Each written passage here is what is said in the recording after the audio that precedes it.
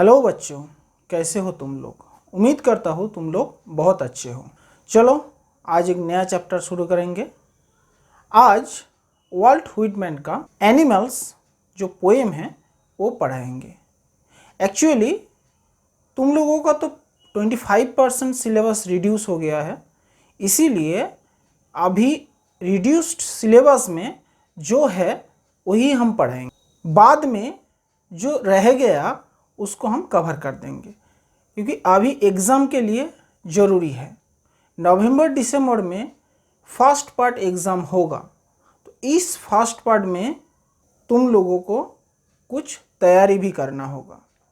इस तैयारी के लिए हम वीडियो बना रहे हैं और कोरोना की वजह से 25% सिलेबस रिड्यूस कर दिया गया है, इसलिए जो रिड्यूस्ड सिलेबस है उसी के अनुसार हम वीडियो बना रहे हैं। तो तुम लोग ये वीडियो अंत तक देखो, स्किप मत करो। और तुम लोगों को रिक्वेस्ट है, ये वीडियो ज़्यादा से ज़्यादा शेयर करो। और जो बच्चे मेरी चैनल में नया है ज़रूर मेरे चैनल को सब्सक्राइब करो। चलो आज शुरू करते हैं वाल्ट व्हिटमैन का एनिमल्स। पहले हम कवि के बारे में कुछ बताएंगे। कवि का नाम तो तुम लोगों ने पहले ही सुन लिया, वाल्ट व्हिटमैन। फुल नाम है वाल्टर व्हिटमैन, अमेरिका का कवि है। तुम लोगों का जो पोएम्स है ज़्यादातर पोएम्स अमेरिकन पोइट्स का है, तो वाल्ट व्हिटमैन भी एक अमेरिकन पोइट है। उसका जन्म हुआ था 31 मई 1819 में और उसका डेथ हुआ था 26 मार्च 1892 में। वाल्ट व्हिटमैन का फादर का नाम था वाल्टर व्हिटमैन। वाल्ट व्हिटमैन 9 भाई बहन थे, तो वो 4th नंबर में थे। जब वो छोटे थे उसको स्कूल नहीं पसंद आता था, वो स्कूल जाना ही पसंद नहीं करते थे। वो ज़्यादातर जो ज्ञान को बाहर से कलेक्ट करना पसंद करते थे, चाहे वो नेचर से हो, चाहे वो लाइब्रेरी से हो, चाहे वो दोस्तों से हो। पसंद करते थे बाहर से ज्ञान को कलेक्ट करना। वो सिर्फ एक कवि नहीं थे, वो एक कवि थे, एक एसेइस्ट थे, एक जर्नलिस्ट थे और इसके साथ भी वो एक टीचर भी थे। मगर वो ज़्यादा दिन टीचरशिप नहीं किए। उसको फ्री वर्स का जनक बोला जाता है। He is called the father of free verse. तो तुम लोग पूछोगी सर फ्री वर्स क्या है। कविता का एक राइम स्कीम होता है। राइम स्कीम का हिंदी है तुकबंदी। मतलब तुम लोग जो कविता पढ़े हो, जब तुम लोग छोटे थे तुम लोग देखे थे जो last line of the poem has the similarity with the second line और थर्ड लाइन। मतलब जो लास्ट वर्ड एक कविता का होता है उसी वर्ड और लेटर नेक्स्ट लाइन और थर्ड लाइन और फोर्थ लाइन में रिपीट होता है। जैसे बैट, कैट, मैन, ह्यूमन, ये सब वर्ड कविता में रिपीट होता था। इसी को तुकबंदी कहा जाता है, जिसको इंग्लिश में राइम स्कीम बोला जाता है। फ्री वर्स मतलब जो जनरल राइम स्कीम है उसी को फॉलो नहीं करना। फ्री मतलब तो तुम लोग जानते ही हो। वाल्ट व्हिटमैन को फादर ऑफ फ्री वर्स बोला जाता है। उसका जन्म हुआ था अमेरिका में। अमेरिका में कहाँ पे जन्म हुआ था? हंटिंगटन, जहाँ पे लॉन्ग आइलैंड है वहीं पर उसका जन्म हुआ था। जब अमेरिकन सिविल वॉर चल रहा था, मतलब जब अमेरिका का गृह युद्ध चल रहा था, तब उसने अच्छी भूमिका अदा किया। उसने नर्स के तौर से हॉस्पिटल में गया और जो मरीज थे उन लोगों को सेवा किया। वाल्ट व्हिटमैन स्लेवरी के अगेंस्ट था, इसीलिए उसका जो फेवरेट पर्सन था अब्राहम लिंकन। वो अब्राहम लिंकन को बहुत पसंद करते थे। जब अब्राहम लिंकन का डेथ हो गया वो बहुत सारे कविता लिखा। उसमें एक बहुत फेमस पोएम है, O captain my captain. Walt Whitman का कविता में जो वास्तववाद है वही दर्शाता है। इसको इंग्लिश में रियलिज्म बोला जाता है। एजरा पाउंड ने वॉल्ट व्हिटमैन के बारे में बोला, America's poet, he is America. तो चलो बच्चों, अब कविता का थोड़ा सा विश्लेषण करेंगे, उसके बाद हम टेक्स्ट रीडिंग में जाएंगे। जब हम टेक्स्ट रीडिंग करेंगे तुम लोग अच्छे से ध्यान दो और उसी के साथ हम एक्सप्लेन भी कर देंगे। तो एनिमल्स का मतलब क्या है? पशु। पशु तो तुम लोग देखे हो, तुम लोगों का शायद किसी के घर में भी है, शायद किसी के घर में नहीं भी है, जैसे डॉग, कैट, चिड़िया, ये सब ज़्यादातर हम लोगों का घर में ही रहते हैं। तो तुम लोग एनिमल्स को बहुत नज़दीक से देखे हो। एनिमल्स भी एक जीव है, हम लोग मनुष्य भी एक जीव है। तो फर्क क्या है दोनों में? दोनों में फर्क यही है, एनिमल्स के पास इंटेलिजेंस नहीं है, ह्यूमंस के पास इंटेलिजेंस है। मतलब एनिमल्स का दिमाग उतना तेज नहीं है जैसे ह्यूमंस का दिमाग तेज है। ये तो ह्यूमंस का पॉजिटिव दिख है, मगर नेगेटिव दिख भी है। वो क्या है? वो है मनुष्य के अंदर दुख है, एनिमल्स के अंदर सुख है। मनुष्य के अंदर लालच है, एनिमल्स के अंदर कोई लालच नहीं है।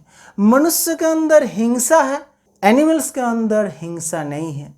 मनुष्य के अंदर हताशा है, एनिमल्स के अंदर कुछ हताशा ही नहीं है। तो ये डिफरेंस राइटर ने इस कविता में बोला। इस कविता को एक्सप्लेन करने से पहले मैंने इस कविता कवि ने क्यों लिखा ये कारण तुम लोगों को आज बताएंगे। ज़्यादातर यूट्यूब में जो वीडियो इस कविता के ऊपर है, किसी वीडियो में नहीं बोलेगा किस कारण से ये कविता लिखा गया है।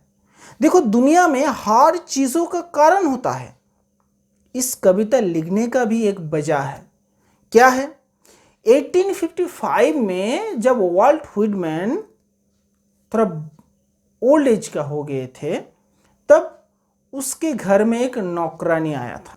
वो नौकरानी एक विडो था और उसका हस्बैंड था एक जहाज का कप्तान। उसका हस्बैंड जब मर गया, उसका इनकम कम हो गया, तो वो नौकरानी के काम के लिए वॉल्ट व्हिटमैन के घर में आया। तो बदले में वॉल्ट व्हिटमैन उसको फ्री में रहने दिया।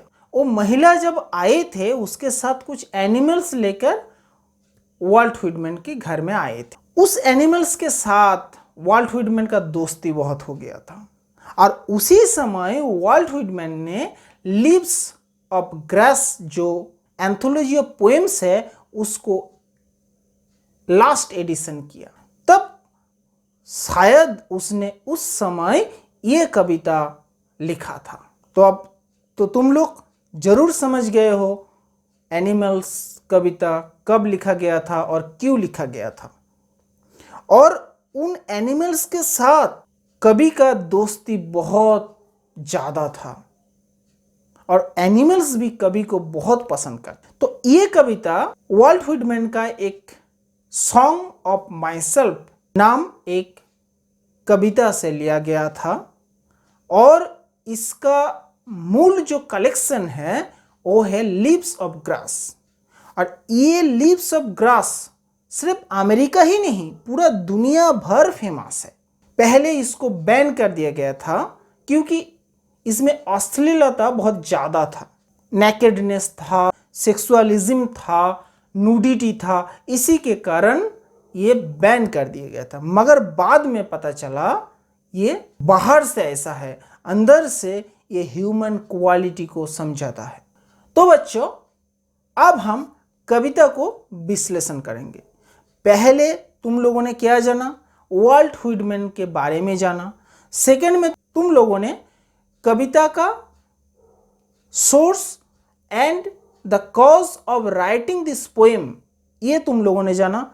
थर्ड पार्ट में तुम लोग जानोगी कविता का एक्सप्लेनेशन, और लास्ट पार्ट में तुम लोग जो कविता हम रीडिंग पढ़ेंगे उस कविता को तुम लोग अच्छे से समझ पाओगी। तो पूरा वीडियो तुम लोग देखोगी। मैंने पहले क्या बोला? मैंने बोला एनिमल्स के साथ ह्यूमंस का एक फर्क है। वो फर्क कवि ने इधर महसूस किया, सिर्फ महसूस ही नहीं किया, वो हम लोगों को बताया। हम लोग समझते हैं एनिमल्स है, बहुत छोटा है, नीच है, मगर उसका लाभ, उसका रेस्पेक्ट, उसका बिहेवियर, उसका सेल्फलेसनेस ह्यूमन से भी बड़ा है। ह्यूमन में कुछ पाने का इच्छा रहता है, एनिमल्स में कुछ पाने का इच्छा नहीं रहता है। बुद्ध ने एक बार कह तो दिया था, हम लोगों का मांगने का इच्छा ही हम लोगों का दुख का कारण है। हम लोग मांगते हैं, भगवान मुझे ये दे दो, भगवान मुझे वो दे दो, भगवान मुझे दौलत दे दो, भगवान मुझे गाड़ी दे दो, बाड़ी दे दो, सब मांगते हैं। एनिमल्स कुछ नहीं मांगते हैं। उसका पेट जब भर जाए वो शांति में रहता है। एनिमल्स का राग किसी के ऊपर स्पेशल नहीं रहता है। ह्यूमंस के ऊपर क्या होता है? स्पेशल होता है।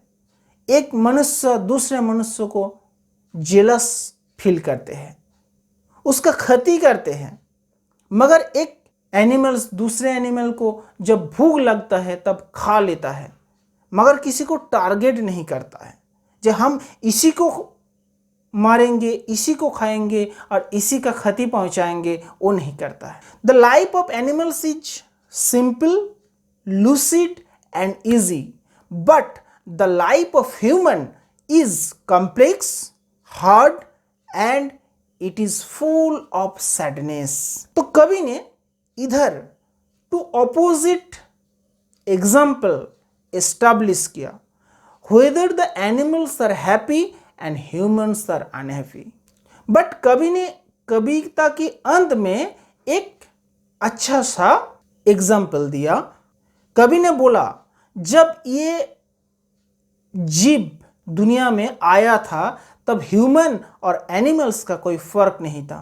तब ह्यूमन भी एनिमल्स का जो क्वालिटी है उसी क्वालिटी को लेकर इस धरती में रहते थे, मगर जितने दिन गया मनुष्य का सिविलाइजेशन बनता गया और मनुष्य भी डेवलप करने लगा और एनिमल्स वही रह गया। तो जो पुराने क्वालिटी था, जो क्वालिटी मैंने पहले बोला, उस क्वालिटी एनिमल्स के अंदर रह गया और ह्यूमन के अंदर धीरे धीरे धीरे धीरे बिछड़ते गया। मतलब उसका क्वालिटी धीरे धीरे नष्ट हो गया। तो क्वालिटी क्या क्या है मैं फिर से एक बार रिपीट कर देता हूँ। वो क्वालिटी है love, quietness, kindness, selfishness, honesty, patience and sympathy. ये सब क्वालिटी एनिमल्स के अंदर है और ह्यूमंस के अंदर नहीं है। तो चलो बच्चों, अभी हम टेक्स्ट को पढ़ेंगे और साथों साथ एक्सप्लेनेशन भी कर देंगे। मुझे पूरा उम्मीद है तुम लोग ये वीडियो जरूर लाइक करोगे। चलो बच्चों, कविता में आ गया। कविता का नाम है एनिमल्स। पहले ही देखो कवि ने बोल दिया है, the poet tells us that he feels more at home with animals then humans whom he finds complicated and false। तो ये डिफरेंस मैंने पहले ही तुम लोगों को बोल दिया। चलो कविता में जाते हैं। पहला 3 लाइन हम पढ़ेंगे, उसका मीनिंग करेंगे और एक्सप्लेनेशन करेंगे। क्या है?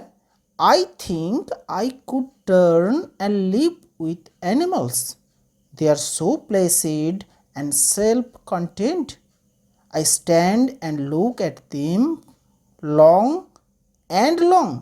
तो कवि, तो आई कौन है? आई इधर कवि है। कवि ने क्या बोला? कवि सोच रहा है जे कवि एनिमल्स हो जाए, मतलब वो ह्यूमन से चेंज होकर एनिमल्स बन जाए और एनिमल्स के साथ ही रह जाए, तो कभी ह्यूमंस लाइफ को कितना बर्डन मानता है, सोचो। दे आर सो प्लेसिड, क्योंकि ये क्या है, सो प्लेसिड। प्लेसिड मतलब क्या है, प्लेसिड मतलब काम, शांत रहना। एंड सेल्फ कंटेंट, एनिमल्स क्या है, सेल्फ कंटेंट मतलब वो अपने आप को कंट्रोल में रखता है।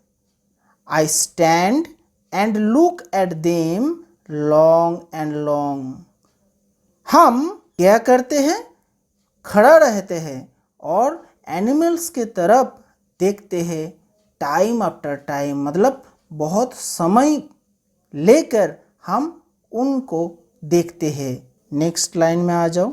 They do not sweat and whine about their condition, they do not lie awake in the dark and weep for their sins, they do not make mistake discussing their duty to God.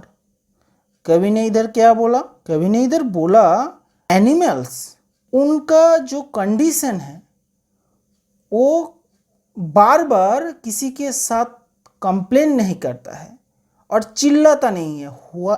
Win मतलब चिल्लाना, दाबी करना। Sweat मतलब tension लेना।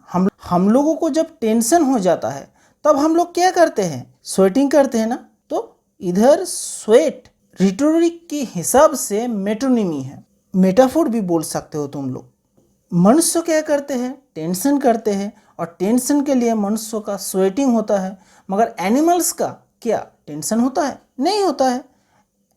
और animals उसका condition जो भी हो, चाहे वो फुटपाथ में रहे, चाहे वो रोड में रहे, चाहे वो पैलेस में रहे, वो कभी कुछ डिमांड नहीं करता है। और नेक्स्ट लाइन में क्या बोला, दे do not lie awake in the dark and weep for their since. Animals ने अंधेरा में सोकर नहीं थे, जागते नहीं उसका पापों के लिए। जो मनुष्य ने करता है, मनुष्य जो खुद गलत करता है, कुछ सिंस मतलब रॉन्ग डूइंग्स, कुछ गलत करना, कुछ खराब करना। मनुष्य ने जब कुछ खराब करते हैं तब उसका डर लगता है। वो रात में सोए तो रहते हैं मगर उसका नींद नहीं आते हैं।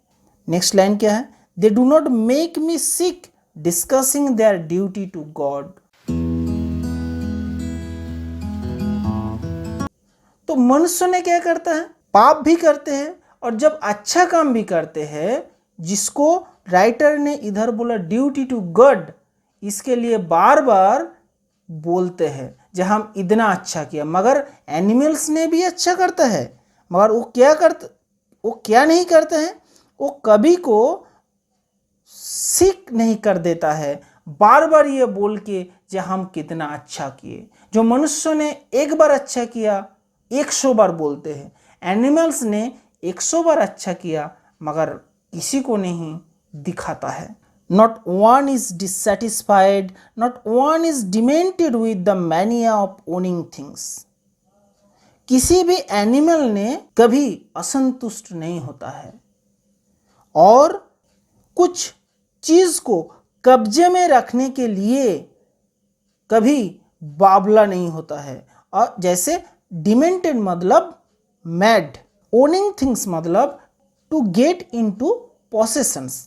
मनुष्य क्या करते हैं, बोलते हैं हमारा पैसा, हमारा घर, हमारा गाड़ी, ये सब बोलते हैं, मगर एनिमल्स ने कभी ऐसा नहीं बोलता है। मतलब मनुष्य ने जो मेटीरियलिस्टिक थिंग्स है उसी के पीछे भागता है, मगर एक एनिमल्स ने कभी मेटीरियलिस्टिक चीज़ों के पीछे नहीं भागता है। No, not one kneels to another nor to his kind that lived thousands of years ago. मनुष्य ने क्या करता है, किसी के सामने घुटने टेक देते हैं, मगर नील्स मतलब क्या है, घुटने टेक देना। तो मनुष्य ने क्या करता है, घुटने टेक देता है, मगर एनिमल्स ने कभी किसी के सामने घुटने नहीं टेकता है।